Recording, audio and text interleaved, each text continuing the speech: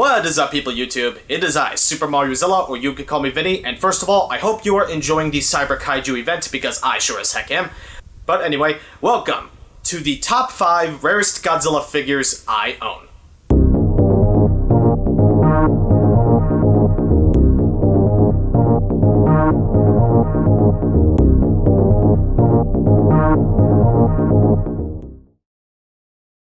I noticed I have some figures that are not at all very easy to find nowadays. Like, it shocked me when I just decided to browse these on eBay, Mercari, Mandarake, etc. And even if you do manage to find a couple listings, they go for a ridiculously high price tag.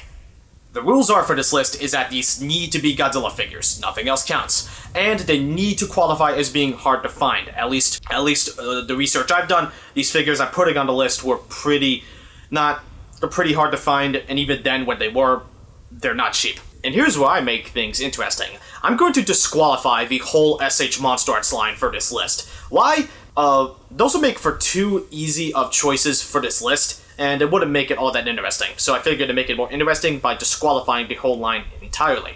But everything else is fair game. This is absolutely and definitely a list I need to redo in the future. But for now, let's focus on the more expensive stuff that I somehow managed to get my hands on.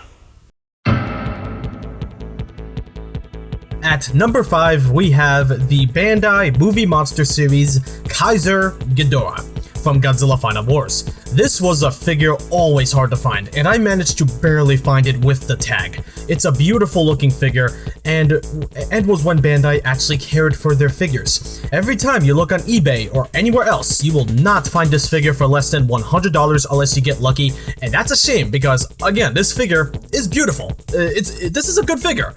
I'm lucky to have this figure, but hunting for it will always be a pain and give me war flashbacks. Coming in at number 4 is the Bandai Vintage Baragon 1965. Barely any listings for this figure ever comes up, and he always costs $60 or above. The reason he's higher than Kaiser, despite the cheaper aftermarket price, is that he's not easy to come by.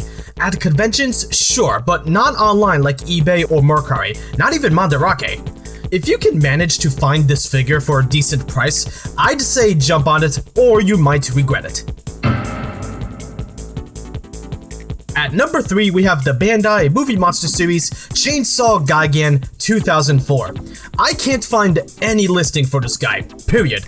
Only one listing.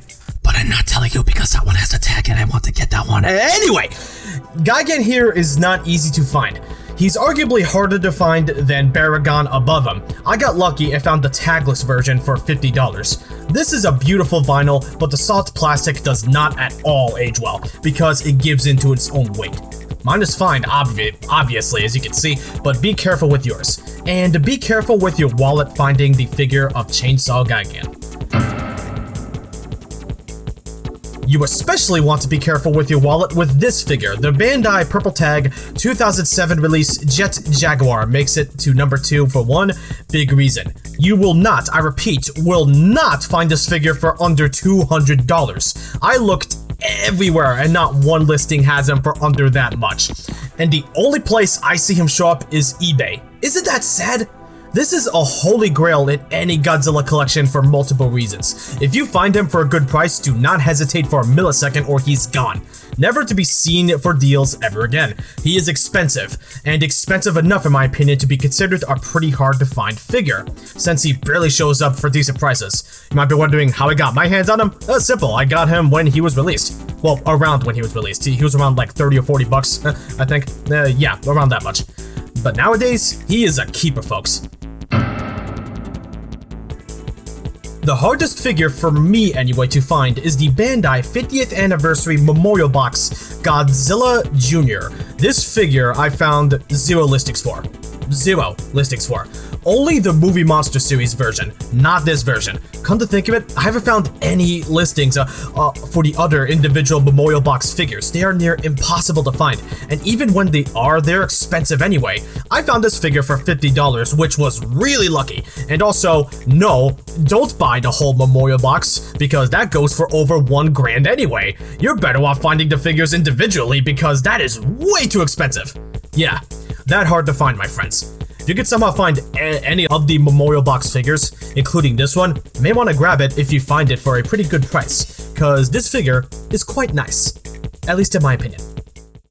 There's probably some figures on my shelf that are really hard to find that I'm not aware of, but I wanted to focus on the more obvious ones that stuck out to me. If you have any of these figures, consider yourself lucky.